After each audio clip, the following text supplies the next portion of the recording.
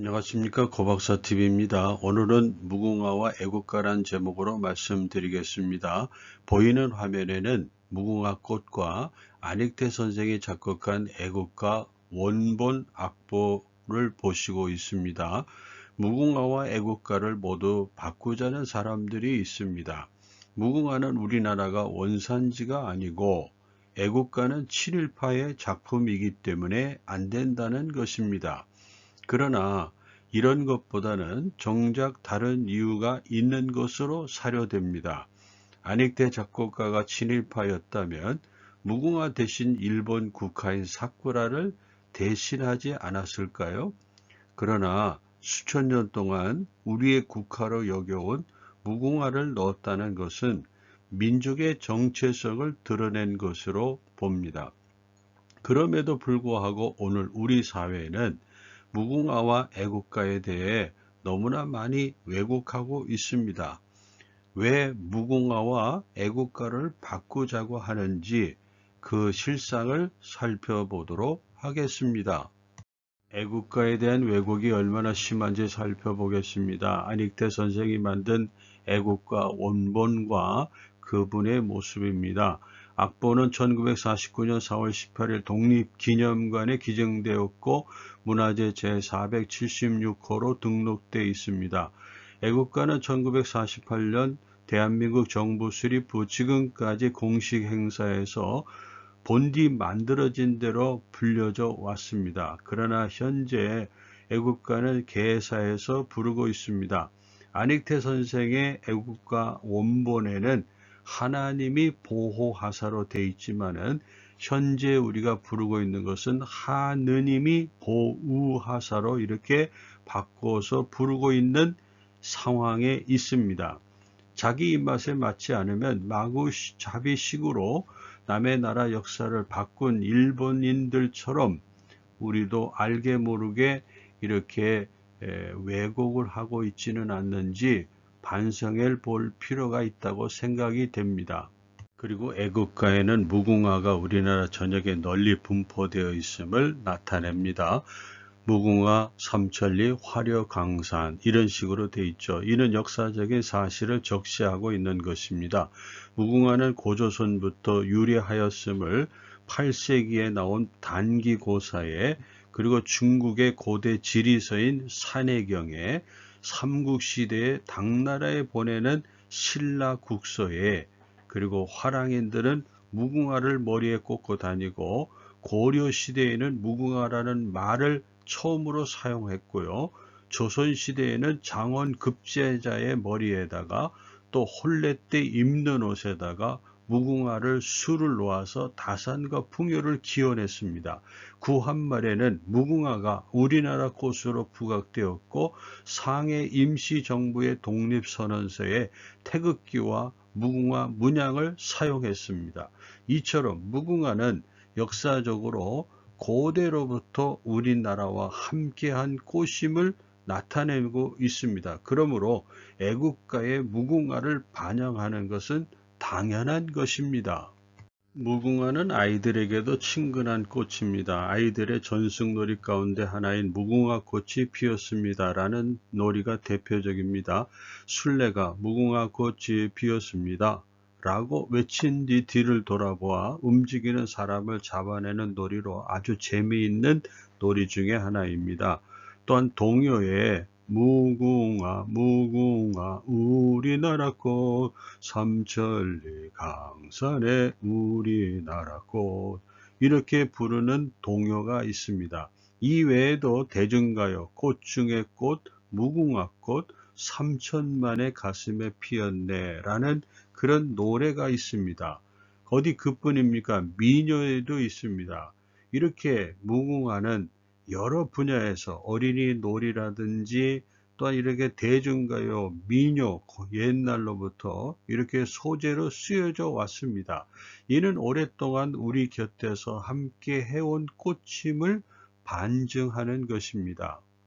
국민들의 일상에서도 친근히 널리 사용되고 있는 무궁화입니다. 무궁화 열차를 비롯해서 1원짜리 동전 주화가 있고 해외로 드나들 때 사용하는 여권에도 우표와 최고훈장, 무궁화 대훈장이라고 하죠.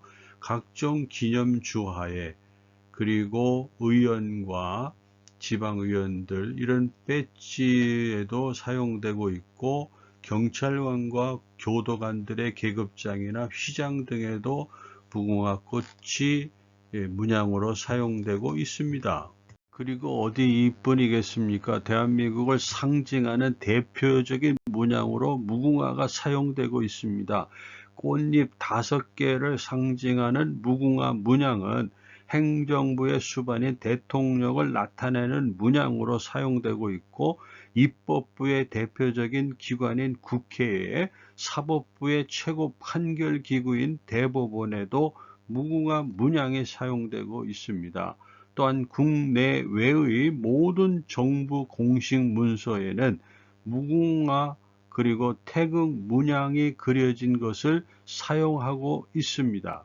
이렇게 무궁화는 명실공히 대한민국의 국화로 자리 잡았습니다. 그러므로 무궁화가 우리나라 꽃이 아니라고 한다면 대한민국을 부정하는 것이라고 해도 과언이 아닐 것입니다. 전 세계적으로 무궁화는 200여 종이 있습니다. 중동을 비롯해서 유럽, 아메리카, 호주, 아프리카, 지중해 연안 등 세계에 널리 분포되어 있습니다. 아시아의 말레이시아는 무궁화를 자기의 나라의 꽃으로 지정하고 있습니다. 물론 우리나라의 종과는 다른 것입니다.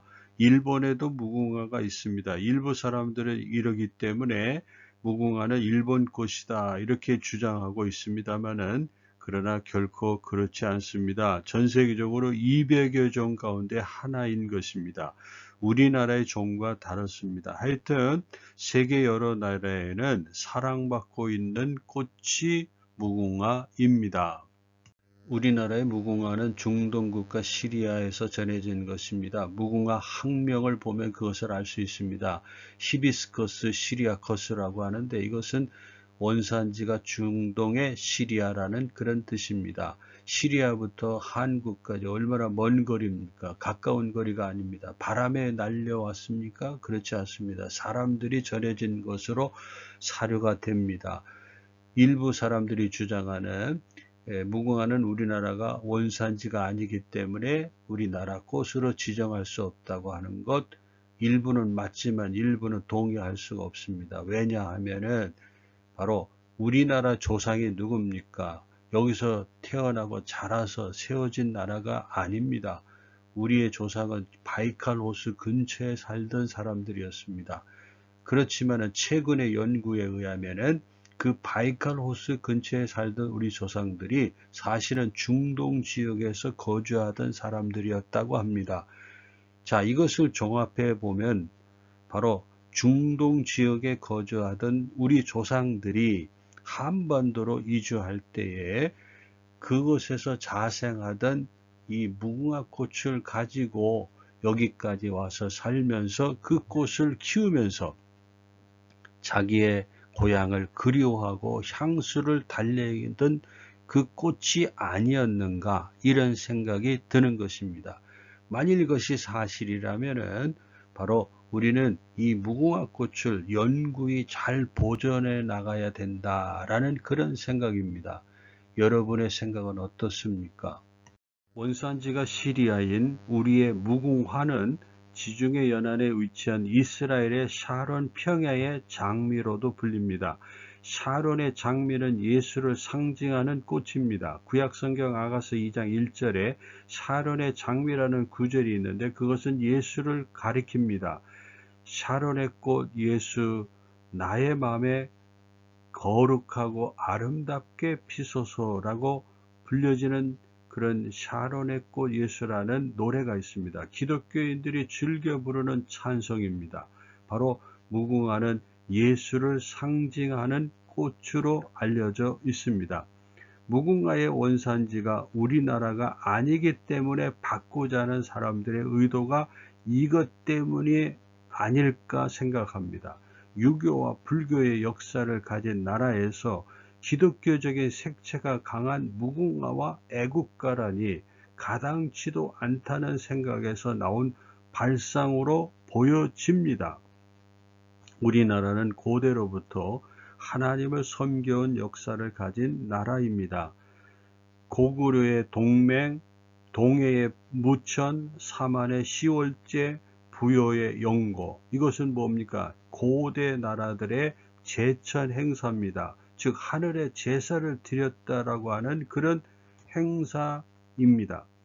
이것만 보더라도 우리나라는 고대로부터 하나님을 섬겨온 나라였던 것입니다.